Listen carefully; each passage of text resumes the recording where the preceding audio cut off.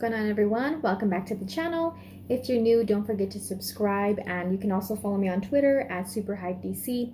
The link to my profile is always in the description below. Don't forget to leave a thumbs up as well. So, a lot to talk about has been going on. There's been a lot of discussion happening ever since HBO Max and Warner Brothers made this huge announcement recently. Of course, describing how they're going to do a dual release format for 2021 on all Warner Brothers films. If you want to know more about that, you can head over to my channel and check out that video as well. But there has been some blowback, backlash, resistance, negative comments made from Legendary Entertainment, the production company who largely funded Dune and Godzilla vs. Kong. People like Christopher, big name directors like Christopher Nolan. He has a pretty harsh reaction to this, which I'm going to talk about in a second. And Warner Brothers and the CEO for WB and the CEO for At&T, also have responded to this. I'm sure they're not surprised that there has been backlash, from people in the industry and from theaters and stuff like that.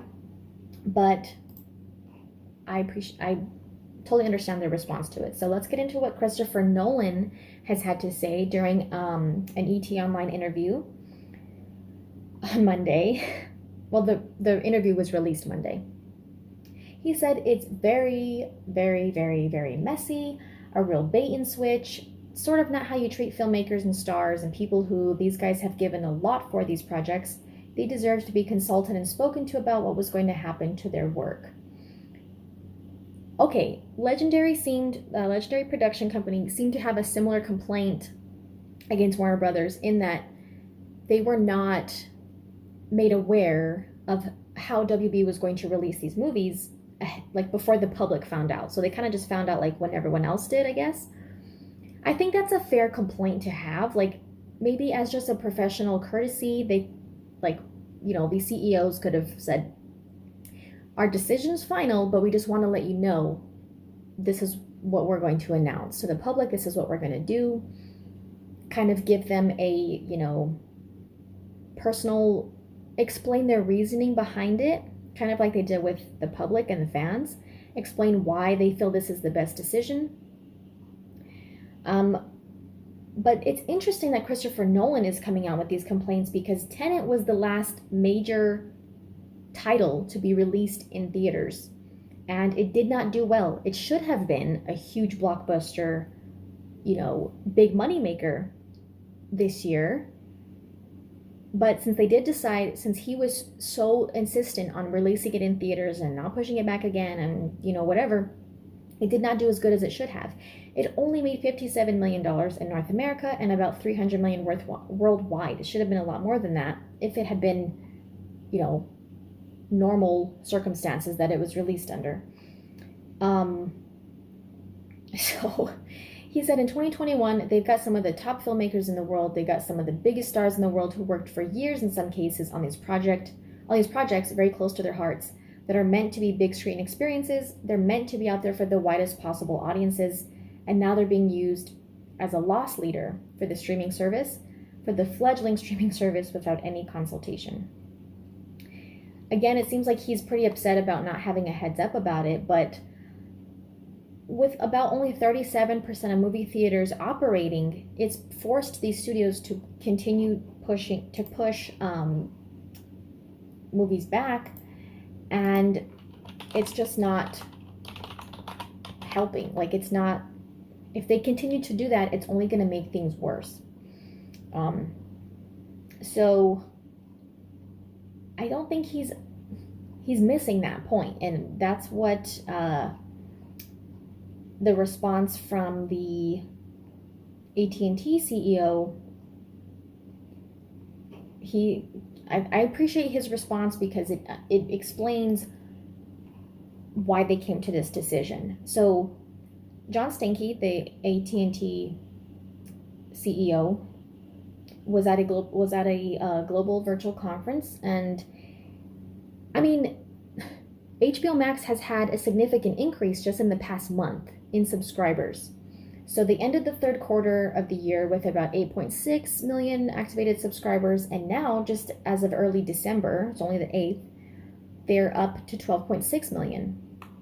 And he mentions that they're ahead of their plan for their subscriber goals in the US and globally. I think this is only going to increase now with Wonder Woman coming out this month, knowing that all year they're going to have these releases. Zack Snyder's Justice League is in a few months. It's going to continue to increase, and I predict that people will keep their subscriptions knowing they will have these movies to look forward to all year. He said that he described it as a win-win-win. So providing theaters with films during this pandemic situation, showcasing HBO Max, and giving customers options. So those three things are big in, this entertainment movie film industry right now. That's a win-win-win. So he said they made this dramatic decision because of the psyche of the population during the pandemic and the likelihood of a longer return to theaters and other public spaces. Snowplowing all theatrical content into late 2021, early 2022 probably isn't going to help anybody. And that's how it's been my thought all along when people, and now people in the industry getting upset. It's not going to help anyone to keep pushing these movies back. And you would think that having the experience he did with his own movie that should have been a huge hit, a huge moneymaker, you would think he would kind of understand that. He makes a good point when he says that we're all participants in a market that serves customers. The longer term impacts are going to be dictated by what consumers wish to do. So Denis Villeneuve, I always say his name wrong, sorry. Christopher Nolan, Legendary Production, all these other people, AMC theaters and stuff that are upset by it. Don't you think Warner Brothers, Warner Media, don't you think they want to have all of these movies released in theaters? Of course they do.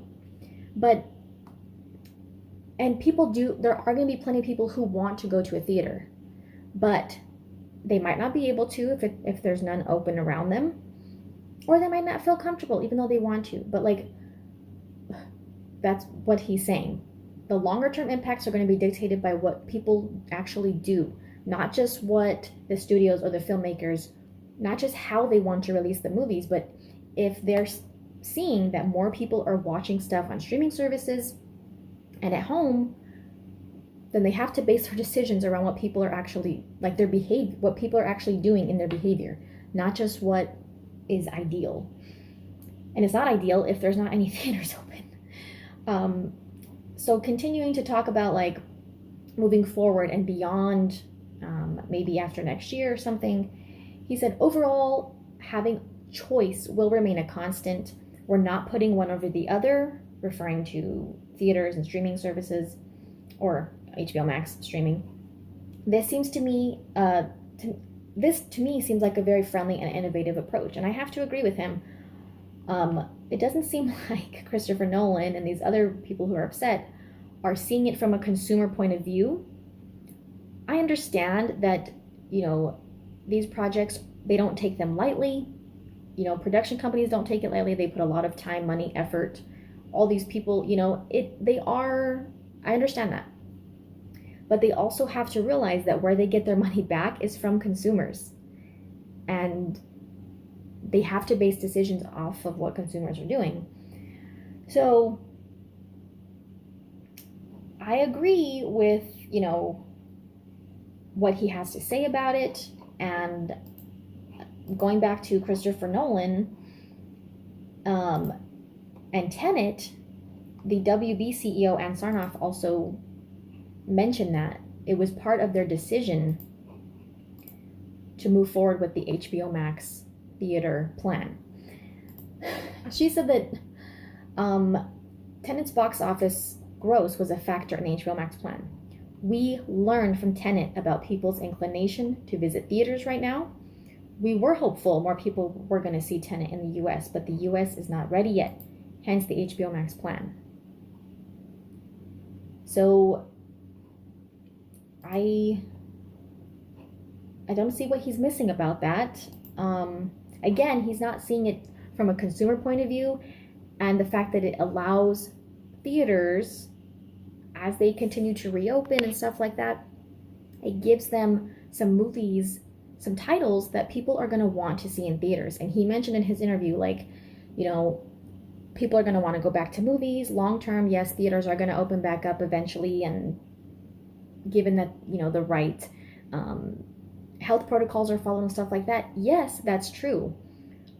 And that he was saying that a lot of things, a lot of people seem to be using the, you know, pandemic as an excuse, and it's not right for business, not a right business move and all that, and that they're just trying to take a short-term advantage.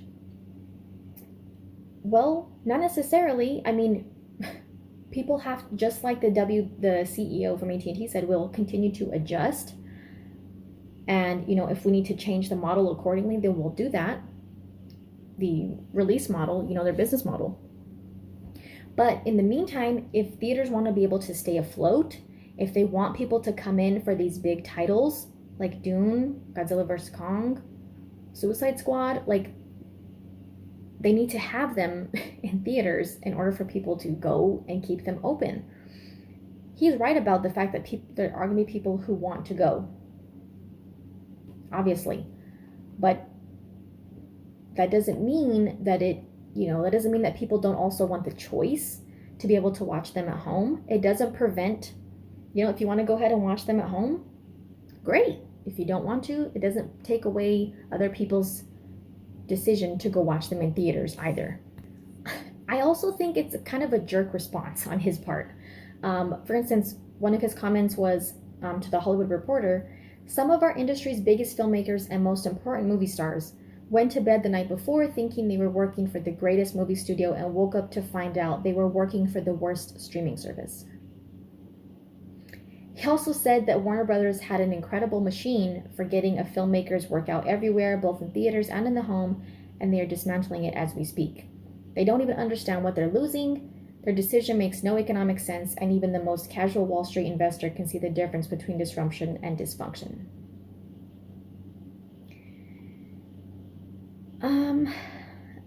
So I think that, like, he's just not getting it. Like, to say some of the industry's biggest filmmakers and most important movie stars, yes, people love and enjoy this art form, but, like, they're not above anyone else in terms of, like, how important. I mean, how does he think these people feel that have small businesses and personal businesses who have been, you know, shut down or closed down or put out of business because they had to close because they were deemed non-essential?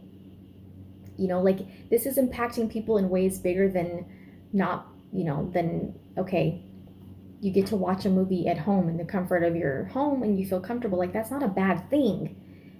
I see where he's coming from the economic standpoint, yes, but, like, I'm sure there's a lot more people out there in the world struggling more right now than filmmakers and movie stars. And that's not to say that filmmakers and movie stars don't have struggles. Everyone does. But if he's going to talk about money, they're probably not the people in the world who are struggling right now financially. So, of course, it's still a business. They have to make business decisions. But I just think it's a really, it's an unattractive attitude to have about this. Like, you know who got screwed over as a director and a filmmaker? Zack Snyder. And it took years and literally a global movement just to get his movie released. So if anyone was screwed over the most, it was him. Sorry, you got your movie in theaters, you got what you asked for, you got what you wanted, and it didn't work. Your movie didn't make any money. They had to change their plan. So I don't understand what he's missing, but I don't like his attitude about it at all. I think it's disrespectful. I think it's rude. He's just missing it. He's missing the big picture, in my opinion. And like I said, I appreciate the response from Ann Sarnoff and John Stanky because it makes sense what they're saying. I'll stop ranting and raving now. Turn into a long video, sorry. But yeah, tell me your thoughts. Leave a thumbs up. Don't forget to subscribe. Follow me on Twitter. And we'll see you next time, guys. Thanks for watching.